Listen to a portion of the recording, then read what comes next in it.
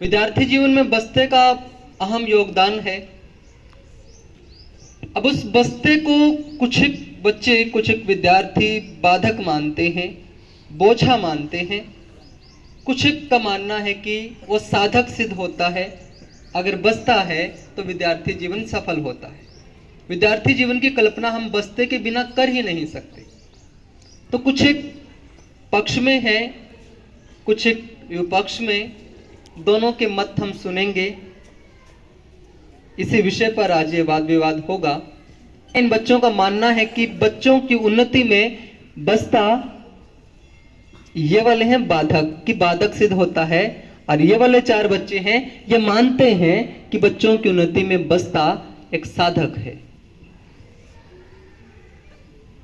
तो आज के इस डिबेट के माध्यम से, इस वाद विवाद के माध्यम से हम सब जानेंगे कि बस्ता बाधक कैसे है और साधक है तो साधक कैसे है। इसमें दौर ऐसा आने वाला है कि आप एक बार इनके समर्थन में, हो सकता है आपको इनकी बात अच्छी लगे, हो सकता है आपको इनकी बात अच्छी लगे। जहां जिसकी बात आपको अच्छी लगे, तालियों के रूप में आप उनका समर्थन करेंगे। बात अच्छी लगी तो तालियां आपकी मिलेंगी। इस कामना के साथ मैं पहले पक्ष की ओर चलते हैं। ये वाले हैं पक्ष में, फेवर में, और ये वाले हैं विपक्ष में, अगेंस्ट में। ये मानते हैं बस्ता साधक है, ये मानते हैं बस्ता बाधक है। तो यहां से पहले इनके विचार सुनते हैं। प्रीत। आने वाले सुंदर चलती तस्वीरें हैं बच्चे, उज्जवल उन्नत देश की तकदीरें हैं बच्चे। जी हाँ, आज के बच्चे कल का भविष्य हैं। बच्चों की परवरिश, रहन सहन सब देश पर इसका सीधा असर पड़ता है। अब वह शिक्षक माता पिता पर निर्भर करता है कि वह बच्चों को बस्ते से जिस रूप से अवगत कराएंगे वो उसे वही समझेंगे। बच्चे देश का भविष्य हैं। बस्ते को माँ बाप, टीचर कैसे, किस रूप में बच्चे से परिचित करवाएंगे वो उसे वैसे ही समझेगा। इस विचार के साथ प्रीत ने अपने विचार रखे। अब मैं सुनता हूं, विपक्ष की ओर चलते हैं। अभिलाषा, अंकिता। आहा, बच्चे भी कितना, सिर्फ 3-4 साल, बस इधर बस्ता पीठ पर लदा, उधर बचपन खिसका। क्यों होता है हमारे साथ ऐसा? कभी सोचा है किसी माँ बाप ने, टीचर ने, क्यों होता है हमारे साथ ऐसा?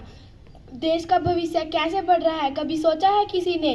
बस नाजुक उम्र में मजदूरों की तरह लाद दिया स्कूल की ओर, पीठ पर बस्ता लाद दिया और हाँक दिया स्कूल की ओर, जहाँ भेड़ बकरियों की तरह बच्चे कक्षा रूपी तबेले में भर दिए गए हों। हम सबके साथ ऐसा ही हुआ है। हमारा मन नहीं होता स्कूल आने का, माँ बाप बस्ता टांगते हैं और भेज देते हैं स्कूल में। जबरदस्ती हम रोते हैं, टीचर भी आगे तैयार रहता है, बाहें फैला के खड़ा होता है कि आजा मेरे बच्चे, आजा मेरे बच्चे। ऐसे होता है। ये अपने विचार अंकिता ने रखे।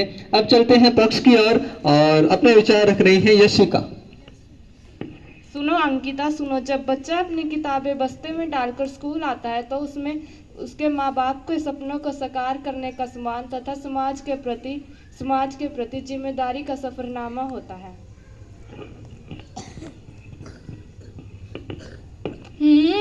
सफरनामा। इस भारी बस्ते ने हमारा बचपन ही छीन लिया है। खेलने का वक्त ही नहीं मिलता। बच्चा रोता रहा, बस बच्चा रोता रहा, छीन गए खिलौने, आ गया बस्ता, आ गई इतनी सारी किताबें और आ गया इतना सारा पाठ्यक्रम। हाँ, कक्षा 5 और विषय 10 किताबें, 10 कापियाँ, 10 टेक्स्ट बुक, 10 हेल्प बुक, छोटी जान, छोटा सा शरीर, बोला दिमाग और इतना भारी बस्ता। बस्ते में 10 किताबें। आप सब इस बात से सहमत होंगे, है ना? 5-10 विषय हैं, उनकी किताबें, उनकी कॉपी, हैंड राइटिंग की अलग से है किताबें, पाठ्य पुस्तक अलग से हैं, कॉपियाँ उतनी ही, नन्ही सी जान, कितना सारा सामान। और एक मुझे शेर याद आ रहा है कि इनकी बात से सहमत होते हुए, इनकी बात को एग्री करते हुए, बच्चों के नन्हे हाथों को चांद सितारे छूने दो, बच्चों के नन्हे हाथों को चांद सितारे छूने दो, 4 किताबें पढ़कर ये भी हम जैसे हो जाएंगे, 4 किताबें पढ़कर ये भी हम जैसे हो जाएंगे। अब इनके पढ़ने लिखने के दिन हैं। फिर हमारे जैसे जिम्मेदारियों में इनको बंध जाना है। तो थोड़ा हमें इन्हें मौका भी देना चाहिए कि आसमान को ये छू सकें, एक स्वच्छंद, एक स्वच्छ, एक खुले वातावरण में अपना ये जीवन व्यतीत कर सकें। पक्ष की ओर चलते हैं, अविचार सुनते हैं हर्षिता के। अरे यही भारी बस्ता ही बुद्धि के साधक बनाता है, बाधक है तो हमारी भारी बस्ते वाली सोच। यदि बच्चों को अरे यही भारी बस्ता ही उन्नति के साधक बनाता है, बाधक है तो हमारी भारी बस्ते वाली सोच। यदि बच्चों को बस्ता भारी लगता है तो उसका समाधान भी है, प्रतिदिन प्रयोग होने वाली पुस्तकें विद्यालय में संग्रहित करके रखें, इससे बोझ भी कम होगा और रख रखाव भी उनका ठीक होगा। अगर बस्ता भारी लगता है तो हम शेड्यूल्ड, बस्ता भारी है तो जिन किताबों की आवश्यकता है वो किताबें बैग में रखें, जिनका आवश्यकता नहीं है वो घर रखें, जब जरूरत पड़े टीचर मंगवाए तो हम लेके आ सकते हैं, ऐसा हर्षिता ने कहा। अब चलते हैं अनुष्का। क्या इस बस्ते हमारा बचपन छीन लिया हमसे। क्लास में टीचर के आने से पहले कुछ बच्चे सम्राट जैसे शरारत भी करते हैं तो उन्हें आते ही डांट, फिर अनुशासन पर लेक्चर, फिर पाठ पर। सब कुछ इतना धुल मिल जाता है, फिर ना पाठ समझ आता ना अनुशासन। होता है बच्चे वेट करते हैं कब टीचर बाहर से जाए, कब हमें शरारत करने का मौका मिले। और सम्राट और अरमान इन्होंने जैसे बताया, सेकंड क्लास में भी, थर्ड, हर एक क्लास में ऐसे 1-2 बच्चे होंगे, मौका मिलना चाहिए उन्हें। टीचर देख ले रंगे हाथों, जब वो पकड़ लिए जाते हैं टीचर की डांट भी वो सहते हैं, उनको सुनना भी पड़ता है। कैसे कैसे बच्चे कैसे अपना जीवन व्यतीत करते हैं, ये अनुष्का ने कहा। अब पक्ष की ओर चलते हैं, फिर से विचार सुनते हैं हर्षित के। अधिक ज्ञान के लिए ज्ञान के स्रोत अधिक होंगे। प्राचीन काल में जब विद्यार्थी गुरुकुल जाते थे तो उनको गृह कार्य, पानी भरना, लकड़ी ढोना और आग जलाने जैसे सभी काम करने पड़ते थे। हम तो उनसे बहुत बेहतर स्थिति में हैं। बच्चों को बस्ते के बोझ से डरा कर नहीं बल्कि अपनी जिम्मेदारी का एहसास कराकर शिवाजी, डॉक्टर APJ अब्दुल कलाम आजाद जैसे व्यक्ति बनने का प्रयत्न करना चाहिए।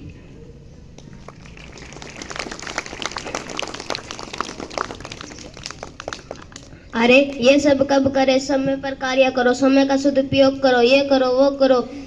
8 से 2 बजे तक 6 घंटे स्कूल में, 2 घंटे आने जाने में और तैयार होने में, 2 घंटे स्कूल का होमवर्क करने में, 2 घंटे ट्यूशन में, घंटा खेलना, 8 घंटे सोना, घंटा टीवी देखना। तुम ही बताओ बच्चा जिए तो कैसे जिए। आधा टाइम तो इस बस्ते की वजह से ही खराब हो जाता है। इस बस्ते ने तो मुझे पढ़ने दिया है न खेलने दिया है। एक बच्चा जब भी संपूर्ण तब बैठा होता है कि जब वह स्वच्छ वातावरण में बैठा हो।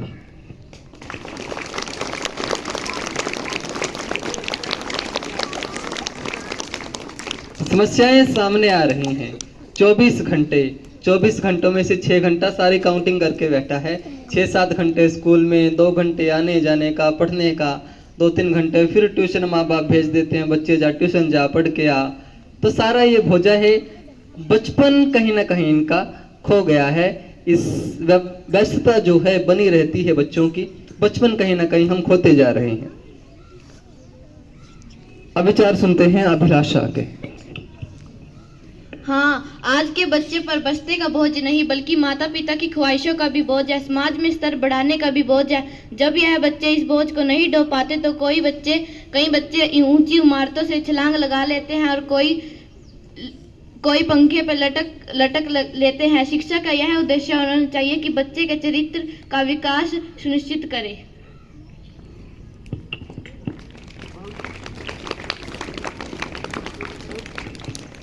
बहुत संवेदनशील बात की है। जब बच्चे का कोई भी इंसान हो प्रेशर में काम कर ही नहीं पाता है। अगर प्रेशर है किसी के ऊपर, वो काम करेगा भी तो तनाव में करेगा, और कई बार तनाव इतना बढ़ जाता है कि लोग उस तनाव से भागने के लिए आत्महत्या जैसे कृत्य कर लेते हैं। माँ बाप का, टीचर्स का बच्चों के ऊपर प्रेशर, पढ़ते रहो। कई बच्चे तो, कई माँ बाप तो टारगेट फिक्स कर देते हैं कि बेटा 99%, 98% आने चाहिए। यदि उससे 1% भी कम चला जाता है, उस प्रेशर के कारण, उस तनाव के कारण बच्चे आत्महत्या कर लेते हैं। तो ऐसा हम सब न करें, ऐसा माँ बाप भी बच्चों के ऊपर प्रेशर न करें, इतना दबाव न बनाएं।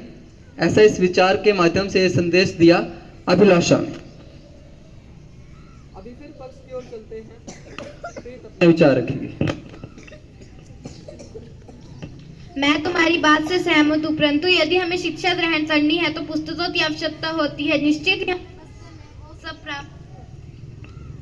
प्राप्त होगी। बस्ते तो पुस्तकों का घर कहा जाता है। बाल्यकाल से विद्यार्थी जीवन में बस्ते का महत्वपूर्ण योगदान होता है। हमें इसका महत्व साथ दोस्ती से अध्ययन करना चाहिए ताकि हम एक आदर्श विद्यार्थी एवं अच्छे नागरिक बन सके। मैं तो यही कहूंगी कि बस्ता विद्यार्थी के लिए विकास एवं उन्नति का साधन सिद्ध होता है।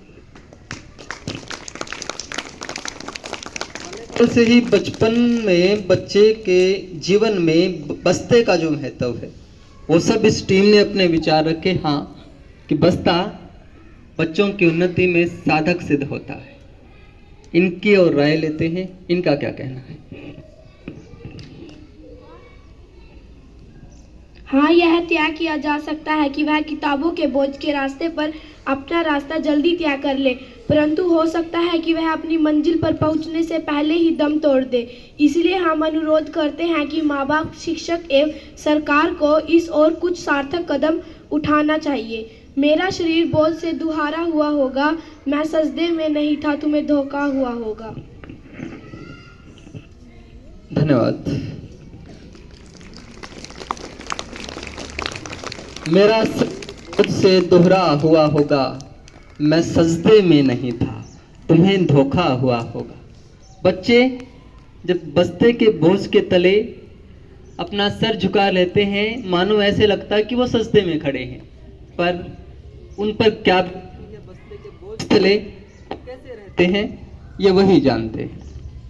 तो इस डिबेट के माध्यम से दोनों रूप में बस्ता कैसे बाधक है, कैसे साधक है, ये सब हमने जानने का प्रयास किया, हमने बताने का प्रयास किया।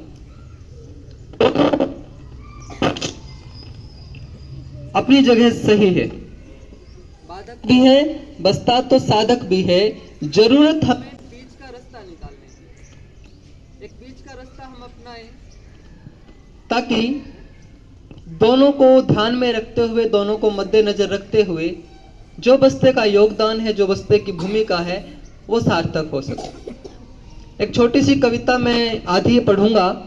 अक्सर मैं पढ़ता हूं, कंधों पर जो टंगा हुआ है, आप जो आपके मतलब की बात हो वो निकाल लेना और उसे अपने जीवन में अपनाना। कंधों पर जो टंगा हुआ है उसमें ही सुख सारे हैं। बस्ता बोझ नहीं है बच्चों, ये तो पंख तुम्हारे हैं। बस्ता बोझ नहीं है बच्चों, ये तो पंख तुम्हारे हैं। आज भले ही लगता है तुम बोझा ढोते चलते हो, विद्यालय के पथ पर हर दिन रोते रोते चलते हो, लेकिन सच तो ये है बच्चों, वर्तमान की धरती पर तुम भविष्य को रचने वाली फसलें बोते चलते हो। और भूख लगे तो भोजन इसमें, प्यास लगे जलधारे है। बस्ता बोझ नहीं है बच्चों, ये तो पंख तुम्हारे हैं। बस्ता बोझ नहीं है बच्चों, ये तो पंख तुम्हारे हैं। और अपने सच्चे मित्र श्री की पुस्तक का घर इसमें है, उठते प्रश्नों को तैराने वाला उत्तर इसमें है। कभी उतर कर देखो तो तुम इसमें सागर के मोती, सूरज चांद सितारे इसमें, धरती अंबर इसमें है। और जो बस्ते का यार हो गया, जो बस्ते का यार हो गया, उसके वारे न्यारे हैं। बस्ता बोझ नहीं है बच्चों, ये तो पंख तुम्हारे हैं। बस्ता बोझ नहीं है बच्चों, ये तो पंख तुम्हारे हैं। और जो इसका सम्मान करे वो जो चाहे सो पाता है। जो सम्मान नहीं करता वो दर दर ठोकर खाता है। मोबाइल के खेल क्षणिक आनंद तुम्हें देते होंगे, इसमें जो आनंद बसा वो सारा जीवन आता है। और पूरा यही करेगा जो भी सपने प्यारे प्यारे हैं। बस्ता बोझ नहीं है बच्चों, ये तो पंख तुम्हारे हैं। बस्ता बोझ नहीं है बच्चों, ये तो पंख तुम्हारे हैं। बहुत धन्यवाद, शुक्रिया।